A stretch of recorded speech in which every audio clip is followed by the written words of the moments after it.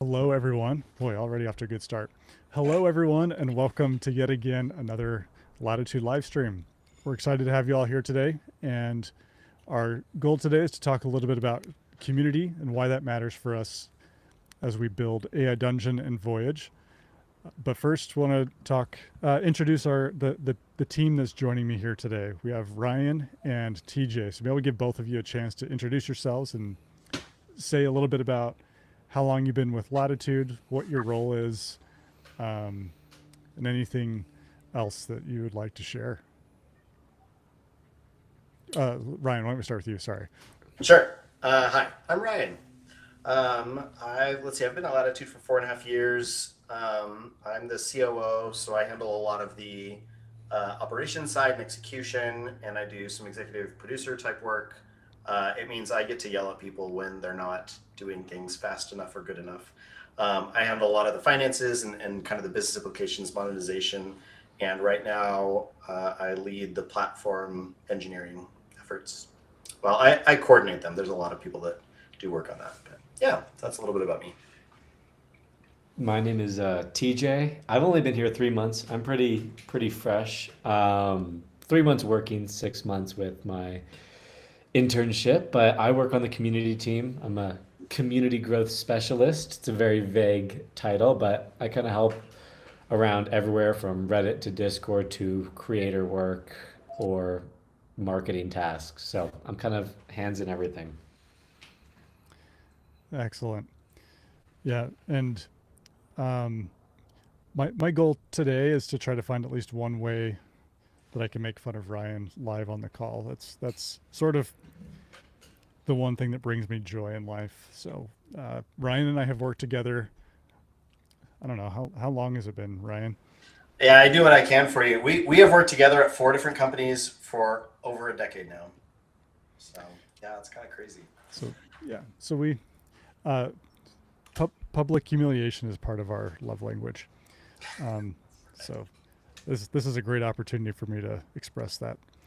Um, so and then naturally before we get started with the topic, it's my obligation to try to do some sort of new murder shed um, uh, tool of destruction, and I'm starting to run a little bit low on things to share, but not every kind of murder accessory has to be a weapon. I was realizing, there could be some like poisonous plants as an option as well, that you could sneak into somebody's drink or make an elixir with that could be part of the murder shed experience. So that's another one that, could be highly recommended for your for if you're decorating your own murder shed.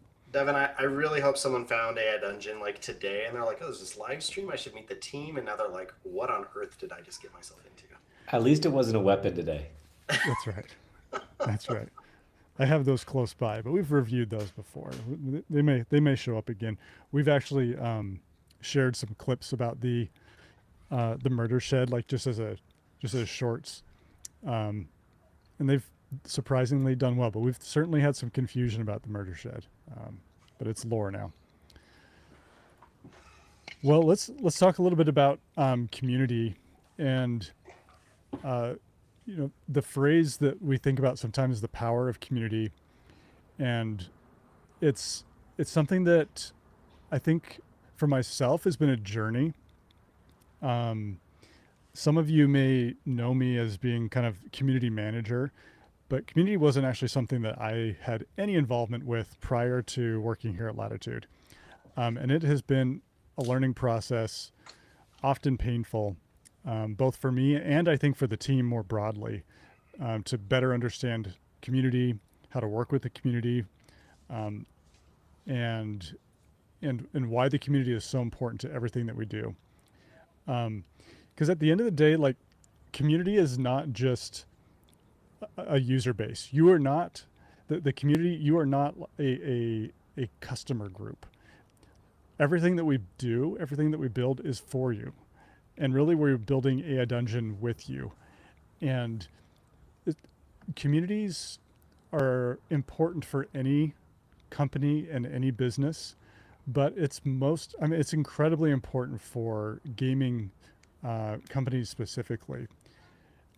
gaming communities thrive because people want to join in a game community that reflects their values and their interests. And as you look at kind of the history of gaming, you see these really big communities popping up around games, or even companies that that get people excited. Like Blizzard is a really good example in the early days of having a community early on that was very excited about the stuff that they were doing, and they were developing BlizzCon, all these different kind of things that were um, reflective of that being a strong, thriving community. And it didn't pan out that way long term for them, but early on that was a big reason why community was so important. TJ and Ryan, as you think about kind of like your initial thoughts of like why do you think like community is so important to Latitude? Each of you has a different perspective. I'd be curious to hear your thoughts. Yeah, I echo your point. I think everything we do is in service of the community, and I think we've come a long way as a company in terms of our relationship with the community. Yeah, when I first joined, and I don't know how many people that are currently here were in the community, but at that time, so this is back. I joined around July of 2021, and this was just after OpenAI had behind the scenes made some changes that were negatively impactful to our community. And at the time, the current team wasn't really well equipped, or didn't really know how to navigate that and share that with the community. And yeah, it was a time of turmoil. So I think we've come a long, long way since then. But yeah, we appreciate the ideas, the support, both from obviously people who pay and are able to make it so we can sustain the company in general, but then also from our free players who come and give us ideas and thoughts and support and share with others about AI Dungeon. So all very helpful. I mean, I echo that completely, and I think, like you say, there is that financial. The company wouldn't be the company without the community, but on the other side, it makes it fun to work for. I've been at a few places, and those with a community, and especially active communities like the one for AI Dungeon, is it just makes the working experience so much better. You get to hear so many fresh ideas maybe you wouldn't even think of. You get to just interact with, it seems, endless amounts of people who all have the same interests as you in some regard. And it just makes it so much more pleasant. So it really brings a lot of happiness and joy to the workspace. Yeah, that's a good point. Um, it does make it more fun and more lively, right? Like we often there'll be times where like we'll be developing a feature internally, and um, especially newer team members will comment like, "Is anyone even going to notice this?" Or will we get feedback? And um, we we always we always get feedback, and the community always notices everything that we do. Nothing goes unnoticed. They do. Well, Devin, it reminds me, we were working, I think there was a university that was helping us think about some surveys. We were doing a partnership with them and University getting of some Baltimore. Yeah. yeah, and we told them, we were like, "Oh, hey, we're gonna do this, and here's the survey we're gonna put out." And I think they actually laughed at us like out loud. They were like, "What? You guys are gonna do this survey? Like, no, you've got to keep it really small, simple questions. No one's gonna answer this." And we said, "Oh, we will receive thousands of responses," and they just were kind of like, "Wait, what? Like, no." We said, "Yeah, our players care about this. They want to tell us what they think. They will spend an hour filling out a survey in great detail." And yeah, we've gotten anywhere from the low thousands. I don't know what our top survey is now. We've gotten somewhere around, I think, up to 7,000 responses if we've left it out long enough. Yeah, but it's a testament to we have a very, very passionate community compared to a lot of startups. So yeah. Yeah, there's no apathy around here, which is great. Um, and that's part of what makes our community so important to us, is because um, as we're building, we get immediate feedback, and we get to hear, like, because our entire drive is to give value to our community. And so if something is working really well, we hear that feedback immediately. If something's not working, we also hear that immediately, and it allows us to respond and iterate and come up with the right solutions for AI Dungeon and even Voyage that we're working on now to make sure that we're delivering the most value to our players as possible. But I think a lot of people, uh, I think there's many people in the community today that really enjoy the community. They feel like it's a positive place. It's a great place to hang out. It wasn't always that way, um, and I thought maybe we'd talk a little bit about um, the the history of the community at AI Dungeon and um, some of what went well, some of what didn't go well, and maybe some of even the hard lessons that we've learned along the way. Because we have learned some lessons, and um, that's been painful at times. Um, but maybe we should start from the very beginning because I think community was a big part of AI Dungeon and Latitude even existing at all. Um, AI Dungeon was founded uh, basically out of a student hackathon project. Nick was in university and college at BYU, working the AI labs, and had this idea about using AI as essentially a dungeon master and kind of hacked together this prototype of AI Dungeon. And this was like in the very early days. Ryan, was he using GPT-2 initially? It was before GPT-2 when he first started playing around with it. I think they launched publicly with once GPT-2 was out because it was better. I mean, at first it was kind of nonsensical, but good enough that he was like, oh hey, like because yeah, he was in a D&D group, um, and saw this come out as technology and was like, hey, like I wonder if you could get this to do this free form type of game, and yeah, worked on it a lot, did the hackathon, and I think that went well. I don't think he won it, but like did well enough that it was like, oh hey, there's something here. And his what he's told me is that his last semester of college, his goal was to get all C's, to put in the minimal amount of work to classes, and he said I was putting every minute I could into AI Dungeon just because it was a passion project from the beginning. I think that still shows today. He cares so much. Yeah, and then you may actually know the details more than me, Ryan, but the story goes that then he released this through, I think, Google Projects or something. No, it was before that. He released it publicly, and from what I understand, he put it on some forum. The traffic went like crazy, and the school got a bill for like $30,000 or something. Um, Yeah, and yeah, they're like, you might need to do something different with your project because we can't keep paying for this. yeah, they were on local school servers, and it was kind of like, oh yeah, students doing a project, sure, just like use these. And they got quickly within 3 days they'd racked up $30,000 worth of server bills, and so the university covered it. They said, okay, we're good, but like you can't keep doing this.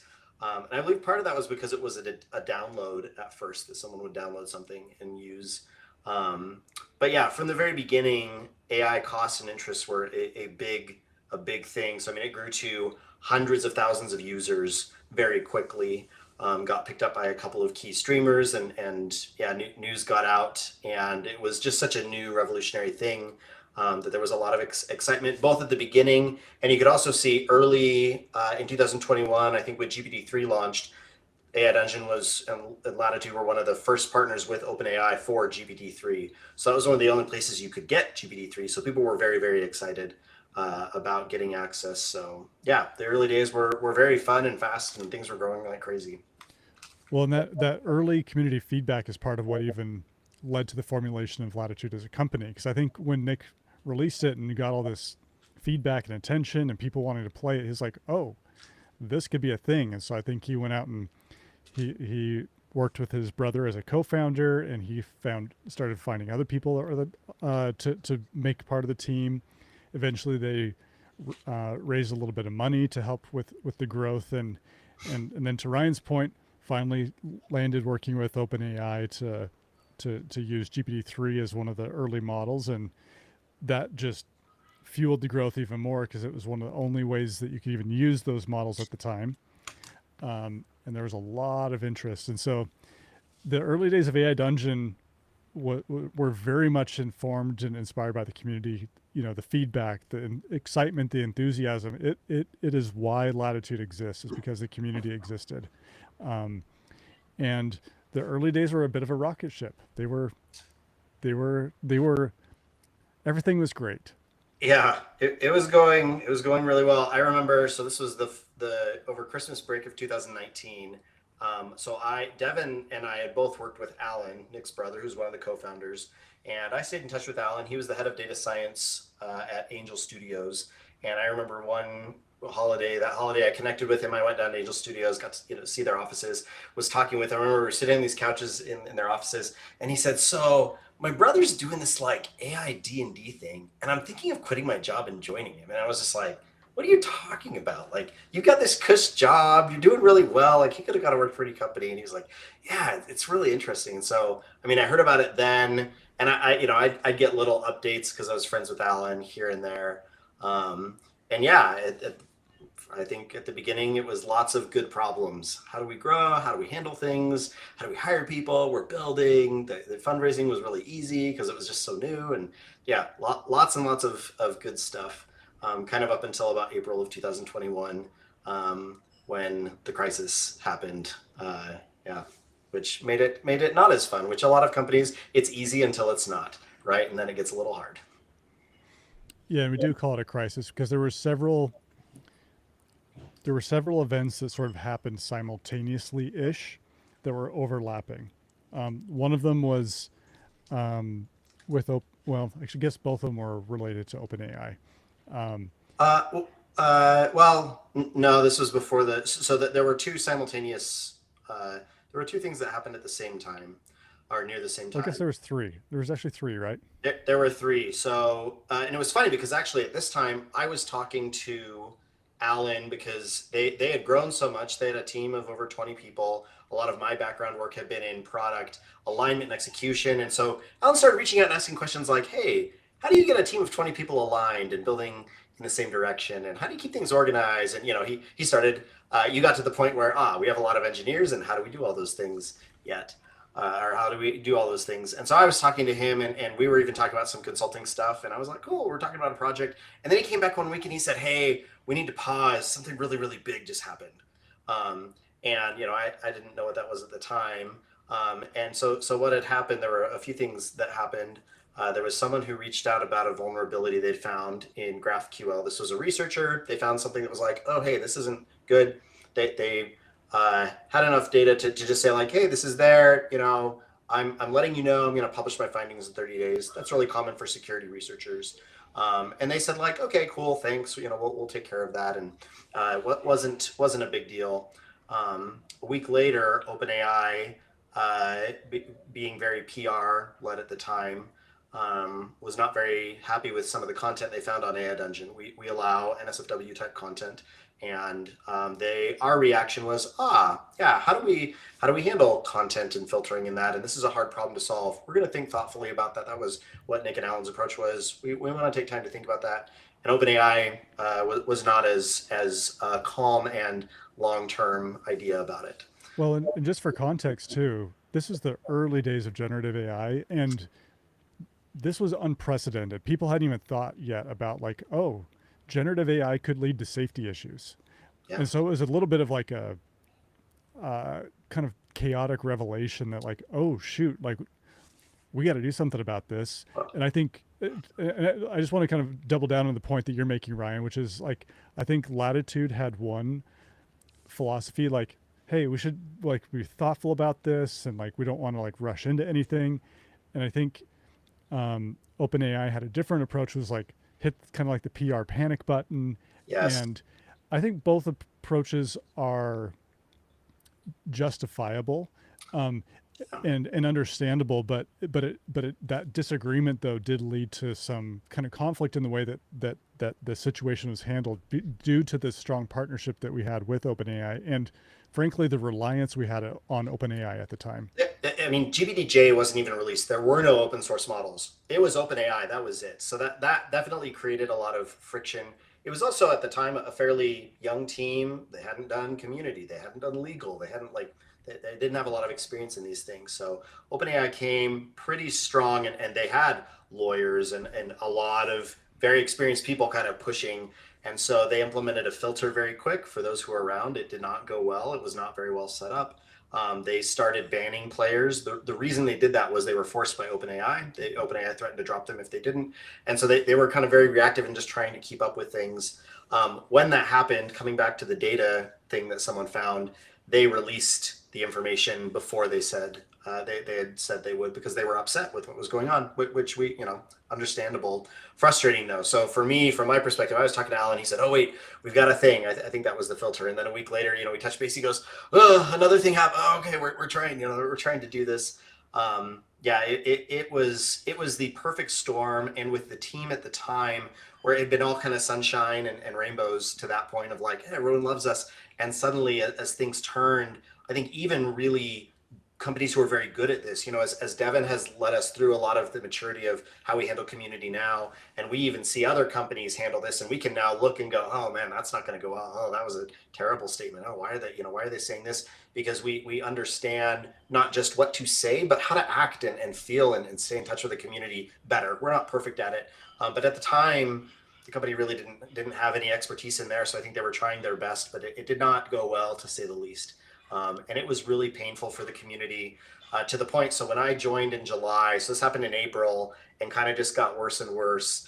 And when I joined in July, I was told, kind of coming in, like, oh, I wouldn't go talk in Discord. It's a pretty dangerous, like, people are really upset there, partly because of how they'd handle things with the filter and with data and OpenAI, the communication of that. And then we were also starting to build up some decent tech debt at the time, which is really common for startups and young developer teams. So it was kind of the perfect storm of a lot of hard things, and really dug a fairly deep hole for Latitude and the community in general. One other point, we actually didn't have our own Discord at that point. We had a Discord called the AI Multiverse, that was hosted by other people, a lot of AI Dungeon stuff, some kind of other AI, but again, it was early. We were one of the only companies out there at this point.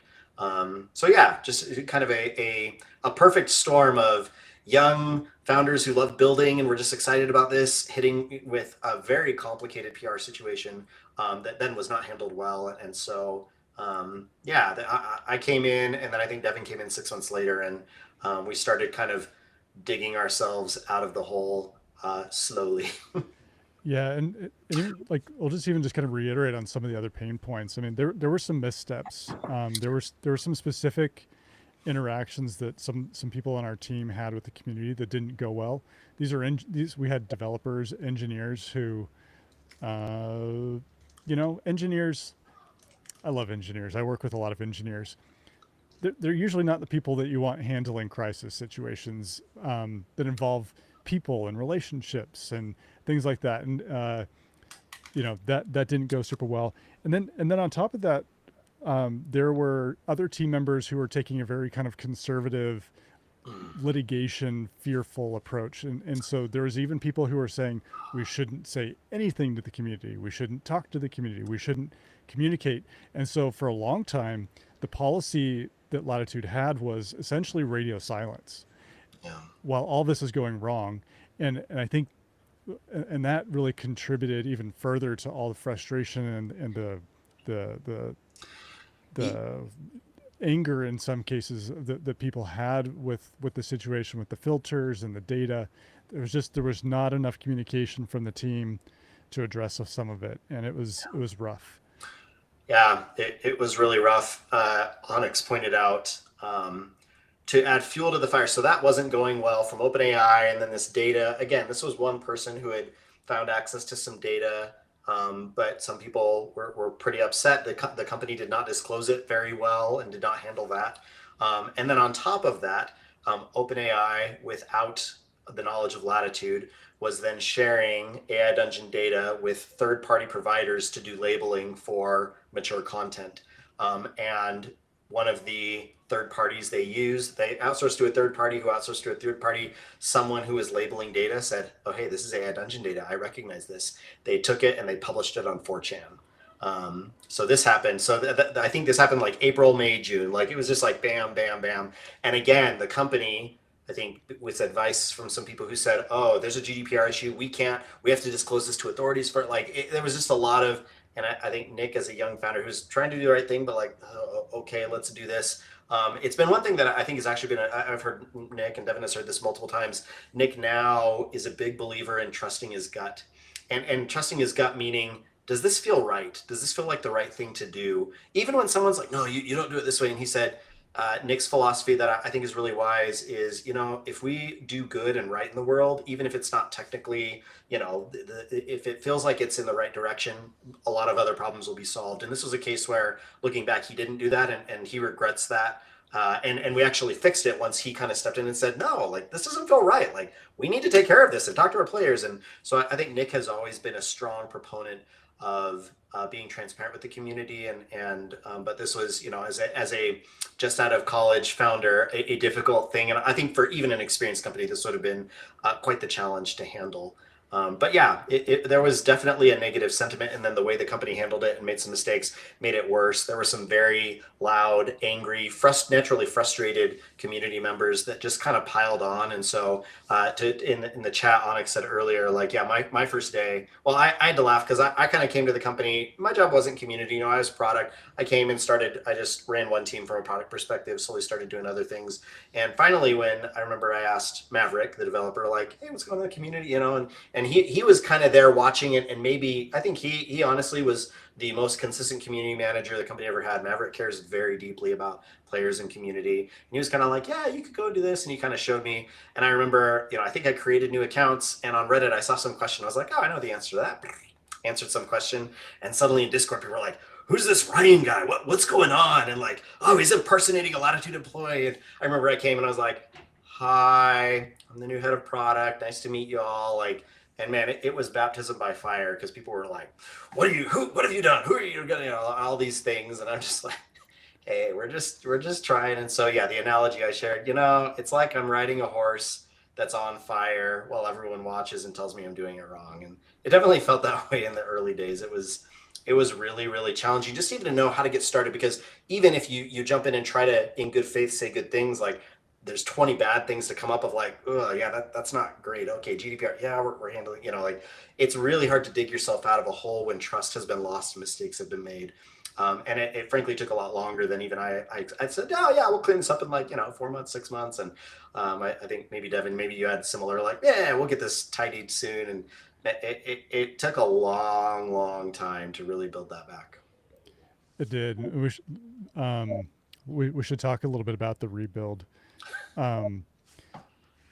So my perspective, I mean, similar to Ryan, I did not join Latitude as community anything.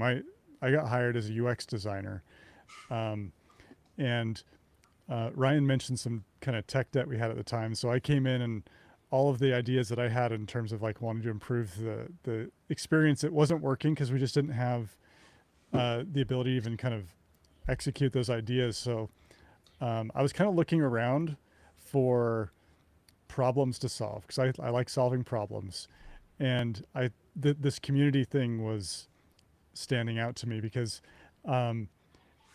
it was funny, because, like, I would see the team, like, work really hard on implementing bug fixes and features, and they would drop it and just get blasted by the community on Reddit and Discord.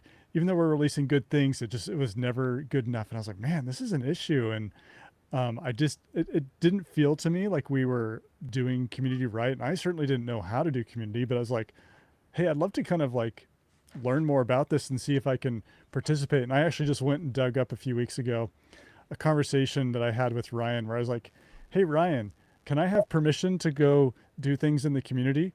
Because at that time Ryan was kind of essentially my boss, and I was like, I don't want to mess things up worse. So Ryan gave me permission to go kind of screw around in community things. Yeah. I think it was like, well, I don't know that you can mess it up any more than it's been messed up. So, yeah, good luck, like, have fun. Well, and I mean, Ryan, you kind of said, like, did we know how long it was going to take to rebuild? I genuinely at the time, like, I didn't know how long it was. Like, I had no idea. I was such a we've never done anything like that. I mean, most of no. like, for Devin and I, most of our past experience is B2B. I worked at LinkedIn. We were both at Degreed together, which was an ed tech startup. And we thought about customers. We had a customer, but running a game company, a game platform company, there was a lot of new. I definitely underestimated how difficult that jump would be. It's a very different beast running a consumer platform company with a public consumer community versus some of the other kind of more typical product and design jobs out there. Yeah. So the process of like rebuilding it was interesting. So at first it was sort of almost like a casual side project where from my perspective, I was taking a lot of time and kind of doing what Ryan was kind of had started doing, answering questions, responding in the community, but also just letting people vent their frustration. I I I put myself in the line of fire for a lot of um, we have a sticker now on Discord that's like keep calm and blame Matu, and there's a reason that sticker exists. Is because like that was right where I wanted to be. I wanted like if you're angry, bring it. We want to hear it. I don't care if you're if it's the product. I don't care if you disagree with the decision the team makes. Like I'm here to listen to that. And one of my kind of fundamental philosophies with people and even just communities in general is that often you want to, if you can look past people's tone, they often have something really important they're trying to say. And what I could feel is that there were the people in the community, they actually cared a lot about AI Dungeon and they were frustrated. And if we could get past the angry sounding words, there were problems underlying that we could fix and we could solve. And it just took us, like, we had to dig in and find what those things are. And that's where it started as. It was just listening really closely and talking and saying, what's frustrating to you and what can we do to make it better? Um, oh, go ahead. Sorry. There was, I think that's very accurate. I also think the other thing we realized was, well, I don't think we realized at the time, and we have since learned, mindset matters a lot. And especially in this community, we have a lot of very passionate, curious, excited people who frankly are good BS stiffers where it's like, we know what's going on. And I think there was some mindset. I don't think we were as oriented toward honoring agency. You can play whatever you want to play. I think there were some different feelings about that of like, well, I like playing this, or I think this is weird, or and we had to change that and shift that and get to know people and understand why are people playing what they're playing, and honoring that. Same thing with honoring how people felt about the things that had been broken, and I was probably the strongest of like, I took a lot of ownership of like, no, I want this to be good. And like, it was really hard to get negative criticism, especially about things that were out of our control. For a long time, we weren't able to disclose what happened with OpenAI, and it was just like, oh, you guys don't understand. It was OpenAI, like it was them. And when we honestly came out, and like obviously OpenAI, did some things that are very frustrating. They killed a number of startups because they just cut off their access. Thankfully, we were big enough they couldn't do that. But as soon as we stopped blaming them and we said, I mean, yeah, they played a part, but we did too. And here's the mistakes we made. That mindset really made a difference. And I think the final one, which a couple of years ago, we kind of had a come to Jesus moment. We'd made a few changes. This was after we launched on Steam, after we launched ads. And like those were in service of helping AI Dungeon be sustainable long term, but they were also like, we got to make money or the company's going to die. It was very kind of selfish oriented.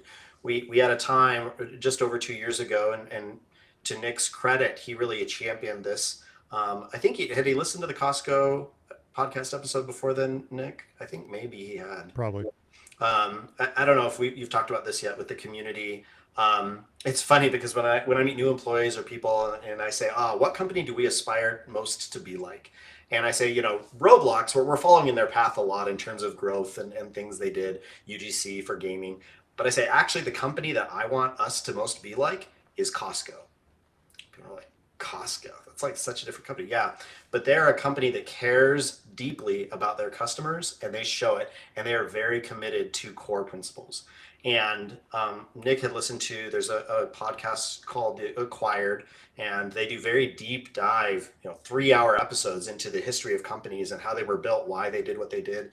And he listened to one on Costco, and it really inspired us. It inspired our refund policy. Like today, if someone asks for a refund of their current month, like we'll just give it no questions asked. And if they don't use AI Dungeon and they want a refund back to the time that they didn't use AI Dungeon since, we'll give you your money back. And even at the time, those types of decisions were hard. We were launching new models, and it was like, "Ooh, should we launch this to free players or not free players?" And again, we are like, "No, let's launch it to free players. Like, let's go." And there's you see the crying hamster of Ryan, because one of my jobs is to keep us profitable, make sure we can sustain the company. And sometimes those are really hard and painful. And it's like, oh, this is not the best money to sit. Like, this is going to hurt. But we have found the mindset of giving to our players it always comes back around. It blesses players. Players are excited. They tell their friend, like, it really works. And for 2 years now, I think we've done a better job of making decisions like that. So that's why, as a company, the company we want to most be like is Costco, because we believe they are truly transparent and invested in their customers. And we've seen a lot of benefit for our community and for ourselves as we've done that.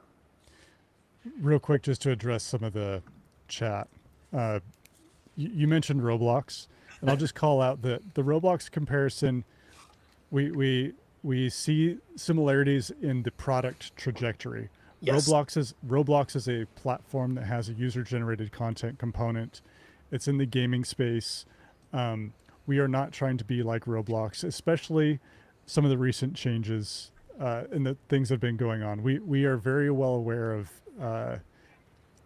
that direction is not one that we want to follow and emulate. So there were some concerns with your comparison. I just want to call out that Well, we are aware that it is a limited comparison. yeah, it's a good call out, because yes, I think there are some attributes of how the company was built, the path it was on, that are similar. UGC gaming, they invested for a very long time before they kind of got to market saturation and people sharing. So there are aspects of that, but I agree from a cultural standpoint. Again, Costco, that mindset is much more. We are learning lessons from some of the mistakes that have been made by gaming. I mean, frankly, gaming, and this, I think both Devin and I have worked hard. We want a company that, frankly, is not like the gaming industry. Most people come here and we're like, yeah, we're a gaming company that's being built by tech people, and we actually don't. There are negative attributes of tech companies and gaming companies that we want to learn from and not do. We want a place where people love working, where we treat people well, where we're open with our customers and we listen to players. And so we're trying to do that more so than kind of the traditional, EA and Blizzard and Hasbro. And anyway, we could go through plenty of companies that we do not want to be like that. Yeah. And before we leave mindset, Devin, I should mention, whenever we talk community, I think anytime we talk decisions we're going to make with anything creator, anything, just any change, any possible change, it really doesn't matter where we go. And something that I've kind of enjoyed with talking to you about it is there's always patience. There's a lot of patience. And I'll remember one time you stopped me and we were just like, you just sat in silence. I was like, hello? Like, it went on for like 2 minutes. Like, what's happening right now? We're just not talking anymore. It's like, sorry, I had to think about that for like a bit, and I really wanted to run that through. And so that time that's being taken to really make sure the things that are being done thoughtfully. And of course, those are first drafts, and they're going to go through cycles and cycles before they actually go out. But the time that's actually being taken on decisions was something that I was really happy to see, because that was when I kind of really first started here. So to see that patience and thoughtfulness with every decision was really great. Yeah, and that was appreciate you sharing that, TJ, because like that was part of this like coalescing of lessons that was happening that Ryan was starting to allude to. We had made a few mistakes. Like I'll even call out like a personal, like a kind of one personal shift I had to make. I came out of the world of enterprise SaaS, and so like, and I even worked on sales teams and had this mindset of like, you never say no, and you kind of, the way that you kind of craft your messages has to be very sort of positive oriented, and learned very quickly that in a gaming community, honesty and transparency and authenticity matters a lot more than trying to phrase things a certain way. And I had to adjust the way that I communicated, because as Ryan said, there's a BS filter in the community, and I got chewed on that one very quickly. I was like, not like that then. But even with transparency, that was a discovery. Ryan alluded to, we started actually talking about the OpenAI incident. That was one of the early things that I've heard from players, is like, hey, y'all haven't really talked about this, and we haven't addressed this, and there's all these unanswered questions. And so I remember sharing with Ryan and Nick, is like, hey, I really think that we need to publish a write-up on what happened. And they're like, I don't know if we need to dig up old things. And it's like, But as we did that, it helped us to move on as a community and be honest and transparent about what had happened. Um, and what Ryan was talking about too with this focus on user value, and actually TJ, what you just called out with thoughtfulness, we were, from a product perspective, we were starting to discover this framework for how we think about product and taking feedback from the community. And all of these lessons started to kind of coalesce right around the time of a release that we did called Unchained. And the Unchained release was an interesting one because I felt like it was the release where it's like, we've heard the community, we see a path, we know where we need to go. And so with Unchained, we got rid of ads.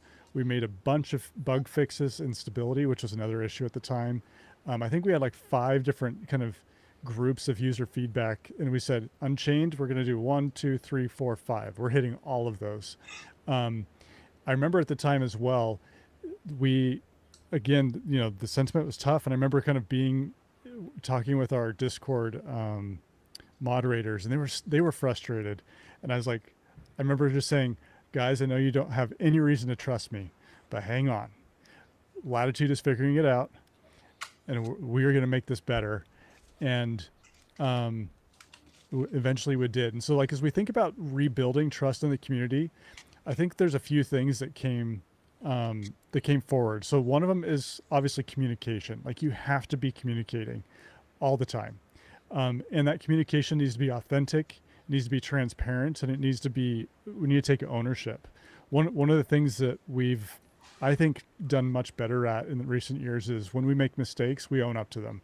We don't need to hide. And I think that's one thing that you see with a lot of companies is when they make mistakes, they kind of give these like pseudo apologies that try as much as possible to not take on any blame. And like, it just doesn't feel good. Like, people can read through that and they don't like that. But if you're genuine with, where you make mistakes, that's okay. It's okay to make mistakes. That's part of the human experience. I think that the second piece is displaying competence. One of the things that really eroded the community trust early on is they didn't feel like our team was able to deliver on what they wanted in the product.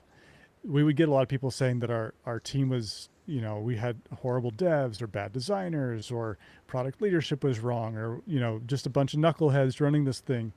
And, the one way to kind of think about that is to, be personally insulted. But the realization that we had is that the reason people say that is because they look to us at Latitude as sort of their champion, in terms of, like, think about like the medieval times. People would select a champion to basically kind of represent them or their village or their town or whoever and go into battle. It's a proxy for someone who's going to go defend things that matter to you, your values and your priorities. And that's who we are as Latitude, as a company, is we are the proxies, we are the champions for you as the community. You're not the developers or the designers, but you care about AI Dungeon, what it can be. And if you don't trust that we're competent enough to go have those battles for you, it doesn't feel very good. And so we've had to make sure that we do really, really well at our jobs. Everybody, top to bottom, CEO down to customer support. Everyone has to be excellent, because that builds trust in the community. And then the third, I would say, is actually fixing the problems. All of this whole community, it's one thing to have like community management and like, use different techniques to kind of, manage PR or messaging, whatever. None of that actually matters if the company isn't willing to change and adjust and listen. So that means listening to feedback, listening to player input, and focusing on, as Ryan has said several times, delivering outstanding user value. Those are the things that we have to have in order to help rebuild trust. And over time that happened, but it did take a long time. It didn't happen overnight. I would say, it would actually be interesting to talk to some of our longer community members, but it was interesting how slowly over time people are like, oh, hey, that bug that was bothering me forever, that's gone now. And hey, this is kind of stable. And hey, this is working really well. And suddenly these wins started to kind of collect. Ryan, I'm kind of curious. When did you first start feeling the like momentum shift of the? Because I think there was a period like there was a period where it didn't necessarily feel like we always had like full support or momentum from the community behind. But like, at what do you remember like a specific moment where you started to feel the shift happening? Yeah, I'm trying to think. It took a long time. Again, this is where it took much longer than I expected. I think me coming in 2021, and I was like, oh yeah, I'm a good PM. We'll fix this up, and we started fixing some things like very early on. You know, we at least got back. People were like, well, there's a couple people who care there. Like they're trying to fix some things. Even with Unchained, I mean, it was the tough part is as we would fix things like we redid the interface, we'd fix major chunks, but again there was just so much debt that it's like we would clean one thing up and then the next thing would come and then the next thing. um, and even I mean really until this year is when it kind of all locked in. Like last year, anyone who was here will remember over Christmas night actually, our database decided it was overworked and it was not going to be very happy. We were out of headroom. We had a project that was going to solve that, but it wasn't going to be done for 4 weeks. And so we had to scramble over Christmas break to get that down. And even this summer, like we had a couple instances this past year of other problems like that, but they weren't as bad. Like we solved them more quickly. And then we're seeing like bigger issues are getting solved more quickly. We don't have as big of things. We've still got bugs out there, especially like Android small devices. There's still some things for us to solve for sure. But in general, though, we're seeing more players have a positive experience than not. It's hard because it's been, I think, a blessing to players that we are on Android, iOS, mobile web, and desktop web. That's a lot of product surface area to support, and frankly, most young startups don't go that big. A lot of companies have whole teams to manage these chunks. We've got like Maverick is our native dev, and he's supporting iOS and Android. And like we're keeping him as best we can. We're finally getting resourced to a place where we're feeling good about that. But yeah, it kind of came in waves over time. But really, starting 2 years ago, I think sentiment started to turn. But as we know, internally, we'll make changes and we're like, oh, this is gonna be really great. It takes a few months for that to really get digested by the community. Even Discord, who are a very passionate, cutting edge kind of like they're seeing what's going on, but then there are plenty that aren't. Most of them aren't in Discord, right? We have 30 or 40,000 in Discord. We've got more than double that daily players that are coming in, and so yeah, lots of people who aren't in Discord, but it's been really good to see that shift, feel that, and more than anything, feel like we've earned some trust back, so that we care about you. We know we're trying our best. We're going to be transparent. There's actually one of the more painful moments for me. We learned about some transparency stuff. I think Devin, you led us in that direction, and you were championing that. We got like, okay, this went really well. Some people will remember. I can't remember if this was 2 or 3 years ago. There was a time that suddenly in our Discord, someone said, "Hey, your homepage is changing." We're like, "Ooh." And we looked, and someone had found a vulnerability through CoreWeave, and they found our AWS some keys, and they got in. And the first thing they did was go and start changing images that were on our homepage, and end up being some kids being dumb, not realizing they were breaking laws by what they were doing. And so we got in, we figured it out, we responded, we took care of it. I think it was done within an hour or two. And as we were going through, I don't remember who it was, maybe myself, maybe someone else, we said, oh, in AWS, we have some past logs of player action data. We kind of paused. Nobody knew about it. We could just kind of be like, it's okay. But we all kind of looked at each other and we decided, no, we know that transparency is the right thing. And if we are not transparent, it's one, not the right thing to do, and two, it loses trust. So we came back and we said, hey, everyone, this is a much bigger deal. We thought it was just images on our homepage. Now this is a data incident. We had data that the people who got in didn't access, and I actually believe them that this didn't go anywhere, but they were in a place where they could have gotten that.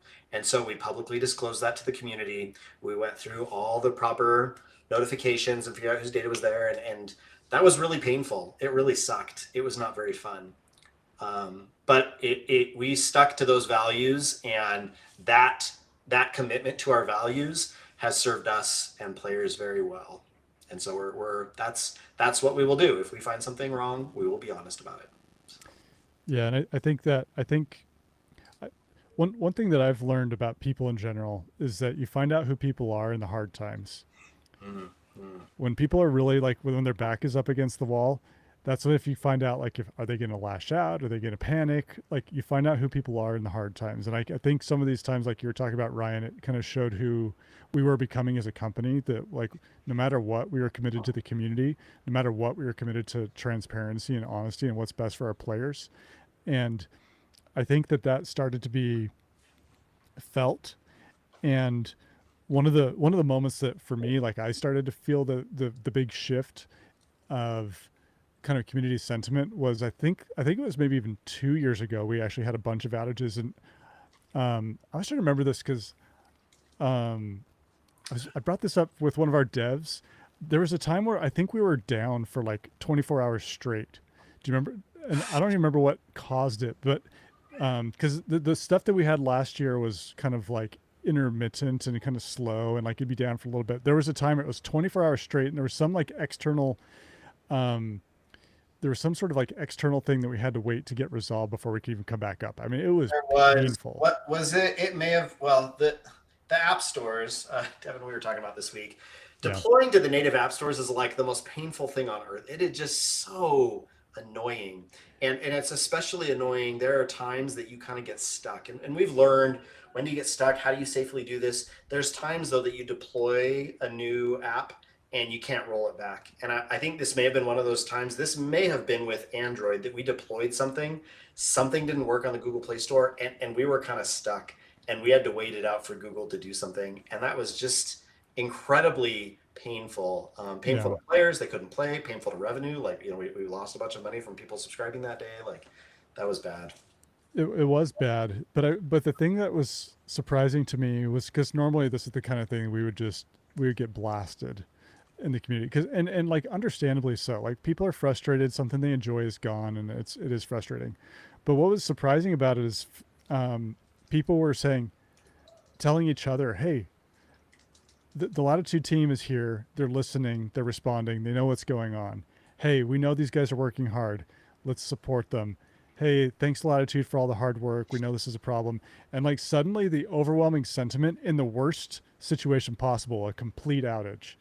We were actually getting kind of support and encouragement um, and people talking amongst themselves offering support and encouragement. I was like, whoa, this is a big deal. Like this is a big transition, and it was a signal to me that we had started to kind of finally cross that threshold of being, in a place where we were in sort of a relationship debt with our community to suddenly be in a place where the community had some trust in us and believed in us, and that meant a lot, and it still means a lot, and it's not something that we take for granted. This is such a huge um, this is such a huge thing for us because it means like we can work with you as collaborators. Like the community is a collaboration team with us now at this point, and that's a really big deal. But that was an incredible turning point. Um, as we, I think since some of those kind of darker times, I think we've really honed in on some of our principles around what around how to engage with the community. A lot of listening, a lot of responding, um, being curious, taking accountability for when things go wrong, and that's gone a long way. Um, and I think now it's to a place where we're actually changing our community practices even more. For a while, uh, the rule at Latitude was basically if your name isn't Devin or maybe Ryan, you don't talk in the community. We are changing that. I mean, that rule has changed now for a long time. We have developers now in Discord and Reddit. We have our community team. TJ's part of that team, and the great thing about that is our community is at a place where I don't have to feel worried about an engineer going and getting emotionally distraught because of people attacking him or her on Discord or Reddit, that now they can engage directly with you who's using the product and get feedback directly. And it helps them have more empathy and understand the things that you want and build things in the right way. And that is such a valuable and important thing, because it means that we can do an even better job of delivering value to you as a community. And that's exciting. So I think that's one of the ways that you're probably going to see things shifting even more as we kind of uh, continue our journey with you as a community, is like more involvement from a broader set of people, not just me or Ryan, and obviously our community team is very strongly representing us right now with Ben and Wilmar and Van, TJ. We have a lot of Shiny has recently joined the community team as well.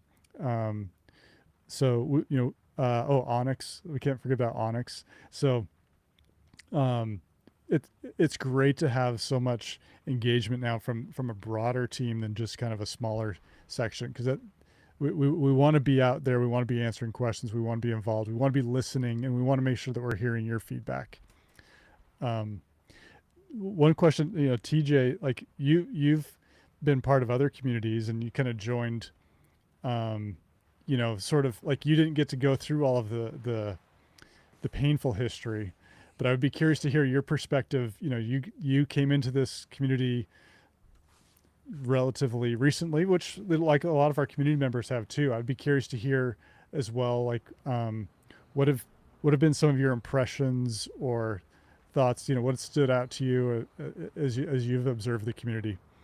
Yeah, I kind of noticed I was being very silent this stream just because a lot of the history stuff I cannot speak on. I was not here for it, but But we it's been talked about that a wonderful. little longer than I expected, so I apologize, TJ. No, please. It's great because it's always it's nice to kind of refresh my memory on our history as someone who is on the community team. But it's been great. I think when I first joined, I was very hesitant to kind of interact in the community. I know one of the tasks you kind of set out for me was like become a member, become like talk, have people know your name. And it just I kept being like, "Oh God, but like where's the right point to jump off on this?" So I kept trying to jump on like unrelated tasks that weren't going talking about really about AI Dungeon because I knew they knew 10 times more than I did. And it was a slow process, but it is just such a welcoming place now. It doesn't there's like with zero friction to join. I just mentioned random other interests and people would come out of nowhere and be like, "Oh my God, I have this. Like, I'd love to talk about this." And it wasn't even AI Dungeon related. They just going for it. I was like, this is so great. And then getting to talk to people as I get more closely related with my creator work or, anything Voyage. It just getting to meet those people who really understand the platform on a level I simply do not, and having them really be my teacher, having the community teach me is just so helpful. It's like a handbook that gets read to me instead of having to parse through every single page myself. I actually love that because it's true. I think for all of us, like I think we learn from our community. Um, Ironically, and this is maybe a well kept secret, but like ironically, like many of us don't play AI Dungeon to the depths that our community does. Um, I think many of us dabble with being creators. Many of us play, uh, but very few of us have the level of like nuanced understanding that the community does um, with different models and different, the nuances of the creation flow and scripting. And we learn from the community all the time, and we try to stay humble about that. And we it's obviously part of the reason that we don't play as much as you all do is because we're working on building it a lot of times. And so and I think that changes the way that we play it, is because a lot of times when we're playing it, we're kind of playing it with this mindset of like, oh, is this working right? Or, oh, should we test this? And sometimes we kind of forget to just go get lost in a story. And so it's so helpful to have everyone in the community testing and providing feedback, and honestly taking it to um, taking it to kind of lengths that we don't. I mean, we kind of pick on um, Dragranis, for instance, as being kind of our go-to for like exceedingly long adventures. You know, I think he has an adventure that's like 3 or 4 Bible lengths or something like that. It's kind of an insanely long adventure. Like none of us internally have something like that. Um, Sorry, Ryan, were you gonna? It looked like you had something to chime in on. Just agreeing. No, we do not have anything like that. And you're very right. When I play a dungeon, which I do, it's just so hard because then I go, oh, that's wrong. Okay, oh, we should fix it. Oh, and inevitably I start playing the game of build a dungeon versus play a dungeon. So Yeah, yeah. So we play differently, and so TJ, I think you're right. Like that idea of like learning from the community is so critical to everything that we do here and how we build. Um, so yeah, in summary, like I think just want to kind of emphasize community. All of you mean the world to us. It's why we do what we do. And you're also an incredible part of our collective success as a company and a team, and then also like your success is our success. Um, our goal is to be as successful as we can as a company because that just means that we can do more and more for you. Um, all of the kind of changes that have happened over the last few years, both from a product perspective and also the way that the community has responded, has allowed us to grow. AI Dungeon has grown a lot since gosh, I don't know like when the kind of like the bottom was. It was like the end of 21 ish, 22 maybe. 23, it was 2 years ago. I thought it was 3. Okay. Um, but like since then, we've been on a growth trajectory, and that's allowed us to hire more engineers. It's allowed us to invest in Voyage. It's allowed us to get new models, double context. All of this comes because of your support, your growth, your feedback, you telling us what works and what doesn't. That helps us make a better product. When we make a better product, it brings more people. The people that come, they want to stick around longer. This is something that we could not do without you. And um, we are not losing sight of that ever. This is community is built into everything that we do as a company. It's how we think about the way we build. It's how we think about the way that we ship. It's how we think about what features to prioritize, what's going to make the most value. And I know it may seem ironic. I know sometimes it might seem like we're ignoring certain product requests over and over and over again. And I promise that we see them, and we are just so focused on the things that we know are going to provide the most value to you. So um, anyway, there's our little walk through memory lane and maybe a few of the hard-earned lessons that we have on community. But any final thoughts, Ryan or TJ, that you'd want to share before we sign off for the hour? We've gone a little bit long, unsurprising with Ryan here. What are you gonna do? No, it's fun to tell some history, have this out here.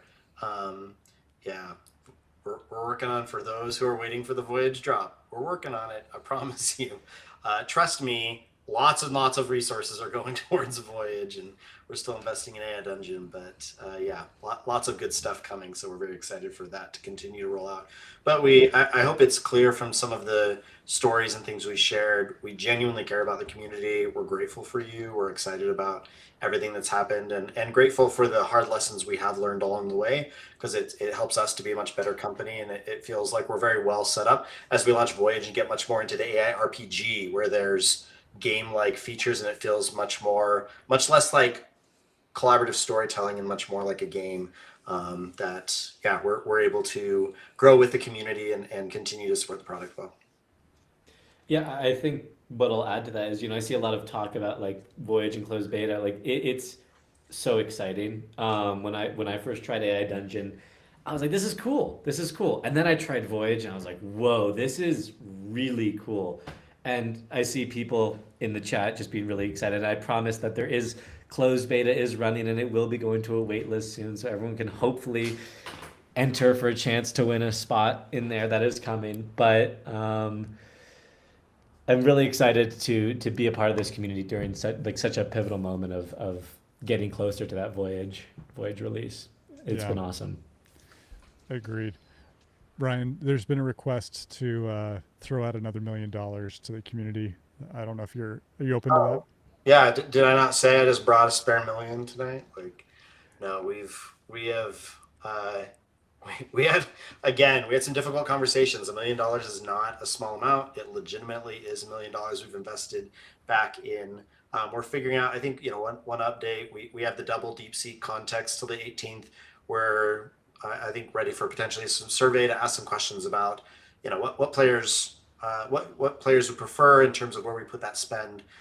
If it's speed of AI, if it's context, and so it'll be interesting to get feedback about that and see where we deploy that over time. And yeah, glad that we can have, as someone said in the beginning, like, yep, we used to have two models. We had Griffin and Dragon, and there was 1K context, and then we bumped up to 2K, and that was just like so much. And it's as we've had some of our AI challenges with latency or complexity, and sometimes we just stop and remember, like, oh yeah, like only a few years ago we had like very few models and very low context, and we have dramatically increased. I mean, I can go up to 128K context, and that's wonderful, but it also brings a lot of challenges as we're going through lots and lots and lots of tokens every day. So. This is true. This is true. Well, Ryan, TJ, thank you for joining. Thank you for being contributors to our community, and thanks to everyone who joined the live stream today. We look forward to going through all the comments, and as always, reach out to us on Discord or Reddit. And as Ryan said, look forward to a survey soon about double DeepSeek. We have heard we've heard people have liked the experiment and appreciate more context, and might even be willing to trade some speed for that. That's been one of the things that's been tricky about this, is trying to find the right balance between all the different parameters of what we can give. So yeah, running DeepSeek fast is very expensive. I'll say that. So if you're willing to accept a little more reasonable speeds for DeepSeek, I think the double context, we're very interested in that. It feels like players like that. So we'll confirm and get feedback. So.